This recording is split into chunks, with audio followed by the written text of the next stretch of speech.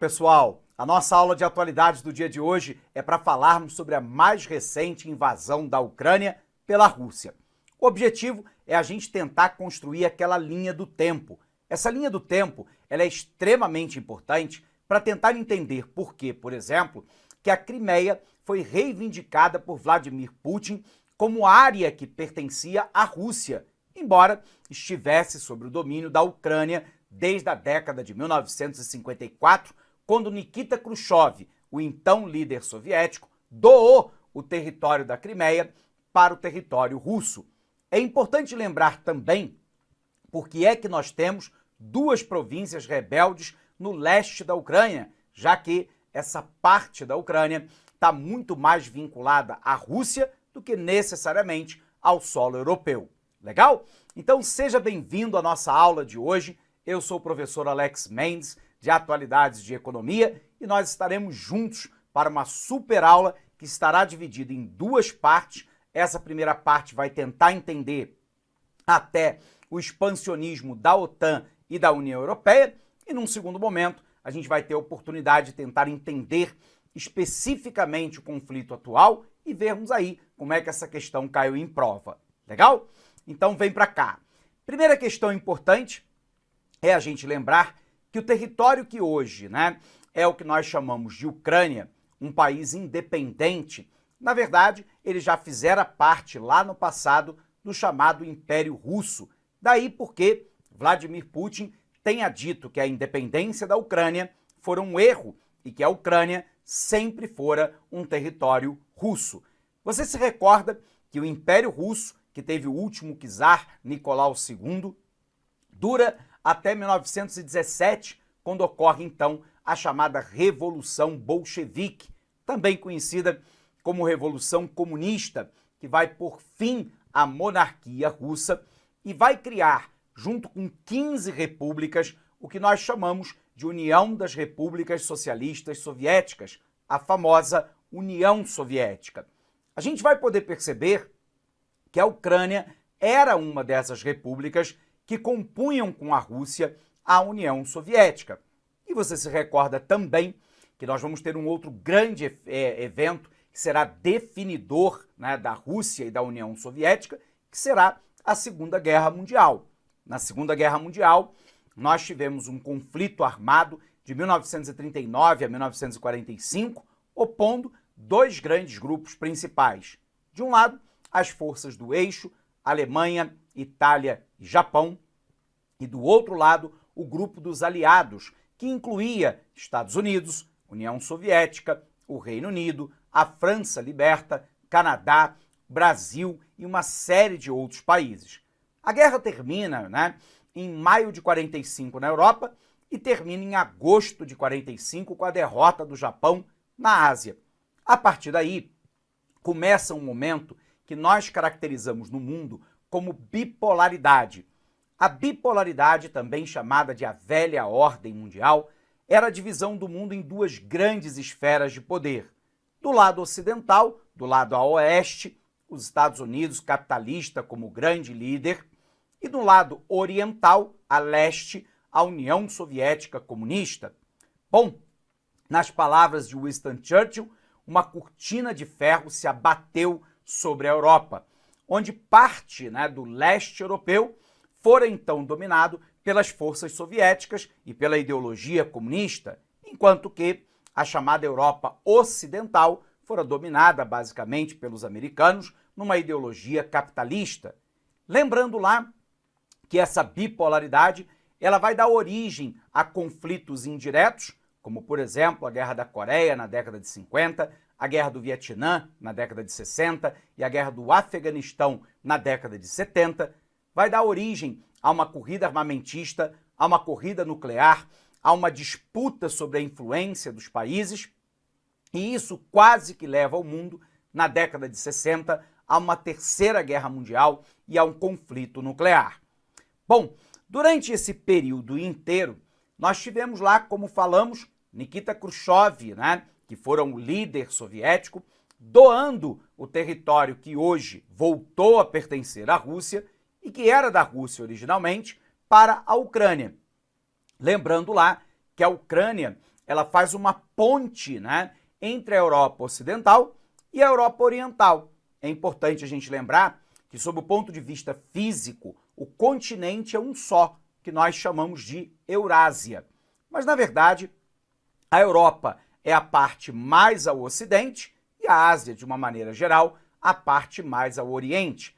A gente vai perceber que a Ucrânia está encravada, né, entre a Rússia e a Europa Ocidental e, portanto, é uma área estratégica extremamente importante naquela região.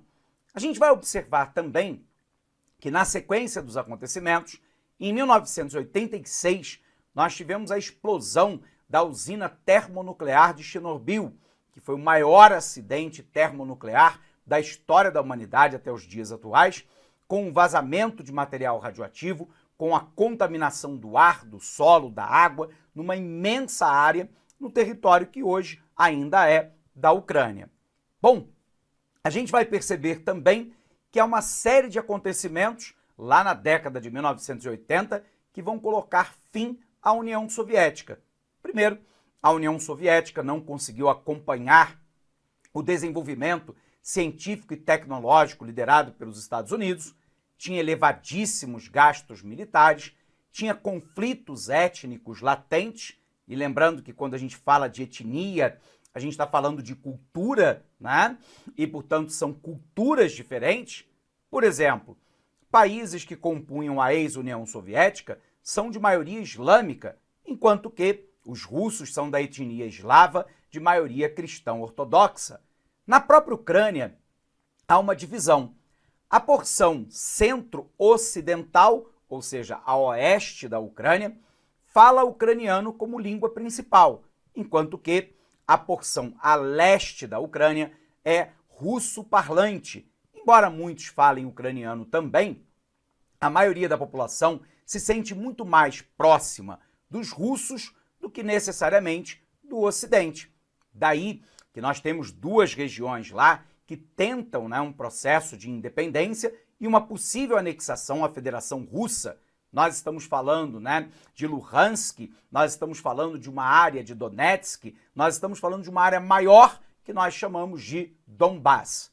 Bom, a gente vai perceber que a União Soviética tinha elevadíssimos gastos militares, tinha conflitos étnicos latentes, não era um sistema democrático, pelo menos não no sentido ocidental, né, de dar legitimidade àqueles que alcançam ao poder. E nós tínhamos lá, então, um processo de fragmentação política que começou em 1989, com a queda do Muro de Berlim, que dividia Berlim Ocidental sob controle britânico, francês e americano no pós-guerra, e depois que pertencia à Alemanha Ocidental, e Berlim Oriental, que pertencia à República Democrática da Alemanha, que era comunista. Em 1990, nós temos a reunificação da Alemanha e, em 1991, o fim da União Soviética. E é aqui que a Ucrânia entra de maneira muito especial. As 15 repúblicas que faziam parte da União Soviética, o segundo país mais importante, mais populoso e de maior extensão territorial é exatamente a Ucrânia. E a Ucrânia foi determinante ao declarar a sua independência da União Soviética para o fim da União Soviética. E parece que isso ficou muito marcado para Vladimir Putin, ex-agente da KGB, do Serviço Secreto Soviético, que sonha, ou parece sonhar ainda, com uma Rússia, né, com grande influência sobre a Ásia e parte da Europa. Perfeito? Vamos conferir um pouquinho disso e a gente já vai falando um pouquinho mais sobre a Ucrânia. Quais são os antecedentes dessa questão que você tem que lembrar, né? Lembrando que a aula de atualidades também serve para prova de redação, né? O atual território da Ucrânia já pertenceu ao Império Russo.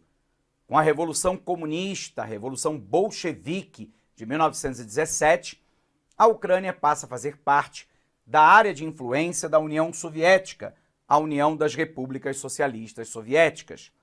Em 1954, numa decisão surpreendente, o então líder soviético Nikita Khrushchev transfere a península da Crimeia, que até então era parte da Rússia, para a Ucrânia, E a pergunta é, por que essa área ela é tão importante, professor?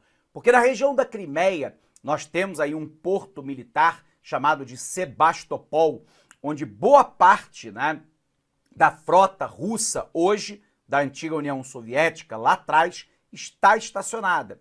E é uma importante área de controle também sobre a área do Mar Negro, que é uma área de ligação importante, né, entre a Europa Oriental e a Europa Ocidental. Portanto, a Crimeia é uma área extremamente importante, não por acaso. A gente vai observar que já na década de 2010, Vladimir Putin vai alegar que a população da Crimeia é uma população russo-parlante e que é um território russo e não ucraniano, que foi dado equivocadamente por Khrushchev. A Ucrânia vai fazer lá uma espécie de eleição para saber se a população queria permanecer sob o controle ucraniano ou voltar para a Federação Russa. A maioria da população quer a volta e ele anexa na força o território da Crimeia.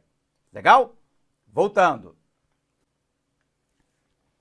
Em 1986, a usina termonuclear de Chernobyl explode, enviando uma fumaça radioativa para a Europa, e esforços desesperados são feitos para conter o danificado reator sobre uma cobertura de concreto.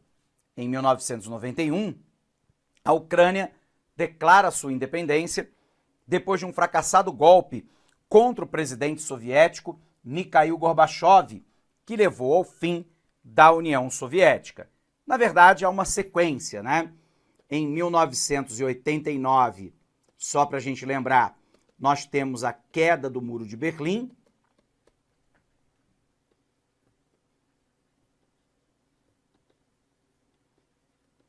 Olá, meus amigos, minhas amigas. Inicialmente eu peço licença, peço desculpas, pois interrompi os seus estudos. Mas essa aula é uma aula demonstrativa aqui da Lá Concursos para você conhecer a seriedade, conhecer a qualidade dos nossos vídeos. E pode ter certeza absoluta, se você confiar primeiramente em você, confiar no professor e confiar na nossa marca, na Lá Concurso, eu garanto para você que você terá reais condições de realizar uma excelente prova para o concurso da Secretaria Estadual de Justiça do Espírito Santo para o cargo de inspetor penitenciário. E esse curso nosso, atenção, completo, ponto a ponto do edital, um curso bastante enxuto, mais os PDFs dessas aulas, por apenas R$ 149,90. Cara, é o melhor preço do mercado. É a melhor entrega, é o melhor custo-benefício, eu garanto isso para você, esse curso nosso garantido. Gostou? Quer saber mais? Quer se matricular? Tem um link aqui embaixo na descrição. Por favor, clique nesse link que os nossos atendentes aí, eles estarão aí de prontidão. E se você quiser falar diretamente comigo, eu, professor Lac, vá lá no nosso Instagram, @LacConcursos, manda um direct porque eu respondo pessoalmente todos os directs da Lá Concurso. Forte abraço, fique com Deus, espero vocês. Tchau, tchau.